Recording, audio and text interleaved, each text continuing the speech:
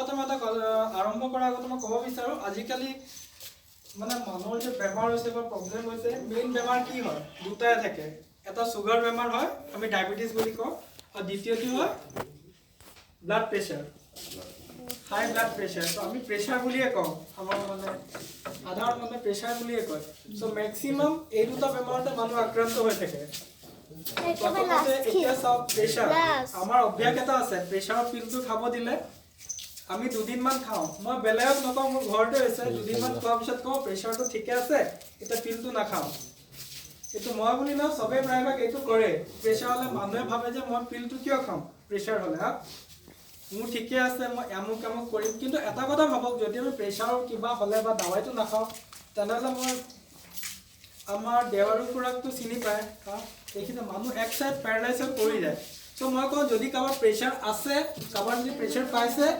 ৰাতিপুৱা চাহ খাই উঠি পিল এটা খাব এই পিলটো খালে আপোনাৰ পেৰালাইজ হয় যে মানুহ ছমাহ এক বছৰতে পৰি থাকে সেইটো কেতিয়াও নহয় যদি ঔষধটো খাই কিবা এটা প্ৰব্লেম হৈছে ডাক্তৰক কনচাল্ট কৰিব বা মই আছোঁ মোকে কনচাল্ট কৰিব ইয়াত হ'ব কিবা মই নোৱাৰিলে মই বেলেগক সহায় ল'ম বা হেৰি ল'ম দাৱাইটো চেঞ্জ হৈ যাব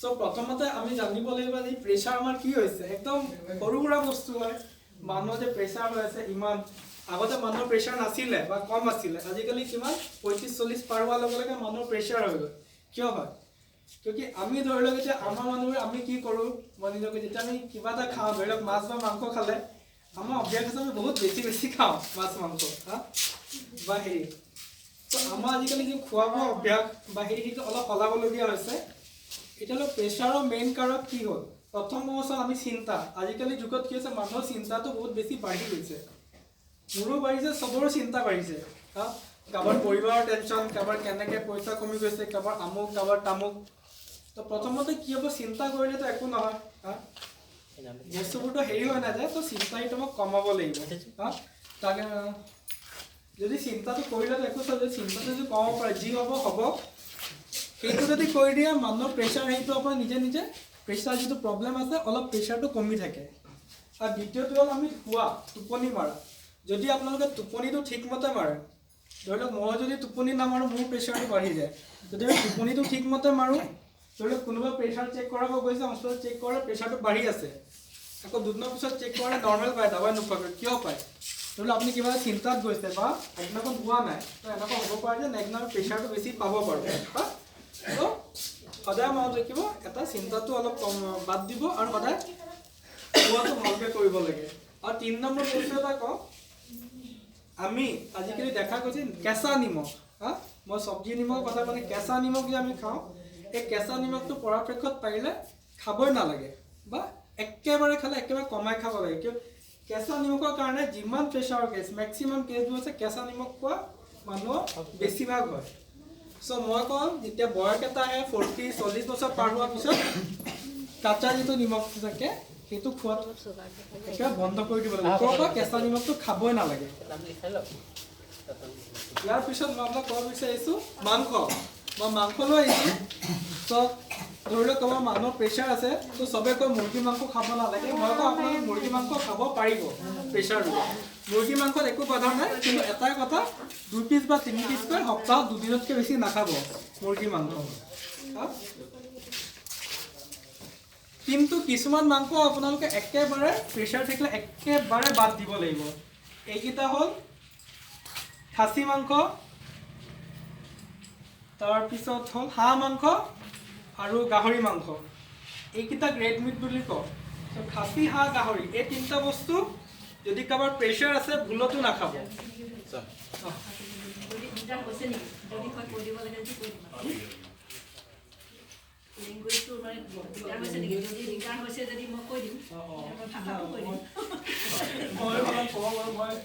কিবা বুজিব দিগদাৰ হৈছে নহ'লে মই কৈ দিব পাৰোঁ আমাৰ ফালে যদি বুজি নাপালে মোক সুধিব মোৰ কামটো আছে কিবা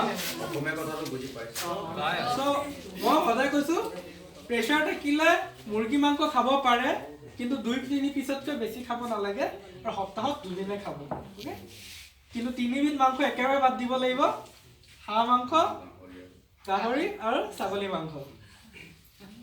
এই তিনিটাই কাৰণ হ'ব এই তিনিটা খালে। ঠিক আছে।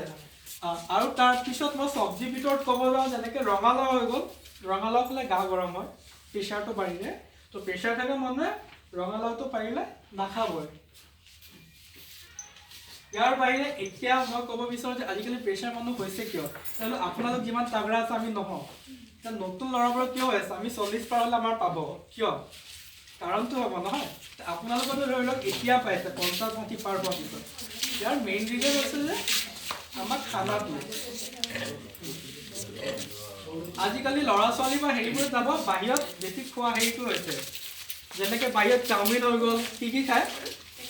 চাওমিন, ম'ম', চিংৰা, কচুৰি এইবোৰ পৰাপক্ষত খাবই নালাগে বা একেবাৰে কমাই। ফাষ্ট ফুড বাহিৰৰ হোটেলৰ খানা কেতিয়াবা খালে বেলেগ কথা। এইবোৰো বহুত ডাঙৰ এটা কাৰণ হৈছে আমাৰ ডায়েবেটিছ হোৱা আৰু প্ৰেছাৰ হেৰি হোৱা। চ' মই কওঁ যদি ইয়াত কাৰোবাৰ প্ৰেছাৰ আছে, যদি কাৰোবাৰ প্ৰেছাৰ আছে মই সদায় কওঁ যে আপোনালোকে সদায় দাৱাইটো সদায় খাওক আৰু সপ্তাহে সপ্তাহে বা 2 সপ্তাহ মূৰে মূৰে প্ৰেছাৰটো জোখাই থাকক। আমাৰ আছে এখেতসকলৰ ৰেকৰ্ড আছে। প্ৰেছাৰটো জোখাবলৈ কি যায়? আমি এলাহ কৰি হস্পিটেল আজি নাযাওঁ। এটা কথা কওক, যদি প্ৰেছাৰ যদি কেনেবাকৈ প্ৰেছাৰ হ'লে কি হয়? আমাৰ যে এফেক্ট হয় পেৰালাইজ হয় কি? এতিয়া ধৰি লওক পাইপবোৰ দেখিছে, পাইপ আমাৰ যে পাইপ থাকে যিবোৰ পাইপেৰে পানী যায়। প্ৰেছাৰ হ'লে কি? আমাৰ যিবোৰ হীৰাবোৰ আছে, এই ব্ৰেইনৰ যিবোৰ হীৰা আছে তাত যিটো তেজ থাকে, তেজটো প্ৰেছাৰটো বহুত বাঢ়ি যায়। হীৰাবোৰ প্ৰেছাৰ বাঢ়িলে কি হয়? হীৰাবোৰ ফাটি যায়। আৰু হীৰাবোৰ ফাটি গ'লে যদি ব্ৰেইনত হীৰা ফাটি ল'লে কি হয়? এটা চাইড পেৰালাইজ হৈ যায় বা কাম কৰা বন্ধ কৰি দিয়ে। আৰু যিটো ঠিক হ'বলৈ কিছুমান মানুহ ঠিক হয়, কিছুমান মানুহ নহয় বা কিছুমান মানুহ নাবাচে। তো মই কওঁ যদি কোনো প্ৰেছাৰ দবাই খাই আছে, প্ৰেছাৰ দবাই খাই থাকক আৰু 2 সপ্তাহ মূৰে মূৰে প্ৰেছাৰটো চেক কৰি থাকক। আৰু যিবোৰ মানুহৰ প্ৰেছাৰ নাই, যিবোৰৰ 40 পাৰ হৈছে, সেইবোৰ মানুহ এটলিষ্ট 3 মাহৰ মূৰে মূৰে এবাৰ নিজৰ প্ৰেছাৰটো চাই থাকিব লাগে। আজিকালি কি হৈছে দেখা গৈছে যে আজিকালি ডেকা বয়সত ল'ৰা ছোৱালীবোৰে কি ধৰি লওক আমি এসময়ত আছিলোঁ, এতিয়া কমাই দিছোঁ, মাছ মাংস খোৱা সেইটো বহুত বেছি। তো মই কওঁ যে মাছ মাংস এইটো খোৱা এতিয়া একো নকৰে। 20-30 বছৰত মানুহ একো নহয়, কিন্তু এটা সময় আহে যে বডিয়ে সেইটো ধৰিব নোৱাৰা হৈ যায়। ইমান যি ৱাল এটাক যদি আমি এটা কোঠাৰে বা কিবা মাৰি থাকিম সেইটো ভাঙিবই ন। সেনেকৈ যদি আমাৰ বডিটো বচাই থ'ব লাগে, মই কওঁ 20-30 বছৰ বয়সৰ পৰাই খোৱা বোৱাটো অলপ ঠিক কৰিব লাগে। তেতিয়া মানুহৰ বেমাৰ আজাৰবোৰ নহয়। আজি চাওক আমাৰ ইণ্ডিয়াৰ ভিতৰত মানে ডায়েবেটিছৰ আটাইতকৈ বেছি পেচেণ্ট আছে পৃথিৱীৰ ভিতৰতে। কিয়? কিন্তু আমি ঠিক খানা খাওঁ, কিন্তু আমি নাজানো আমাক কি খাব লাগে। কিন্তু বেলেগ মানুহবোৰে জানে যে বেলেগ দেশত তাহাঁতি কি খাব লাগে। তাতো ইমান হেৰি নাই, আমাৰ পুৰা খানা আছে, কিন্তু খোৱা পদ্ধতিটো নাজানো।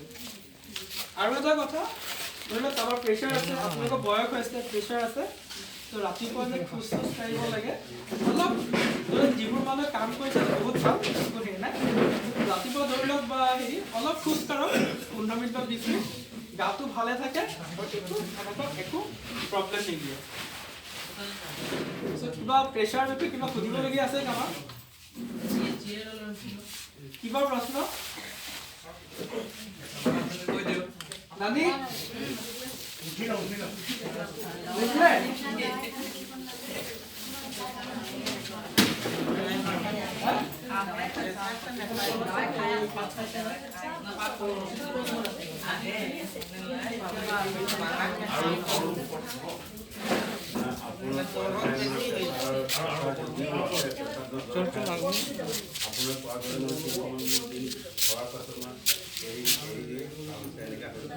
ঠিক আছে, মই সেইটোৱে কওঁ যদি প্ৰেছাৰ ঔষধ খাইছে প্ৰেছাৰ ঔষধ নেৰিব।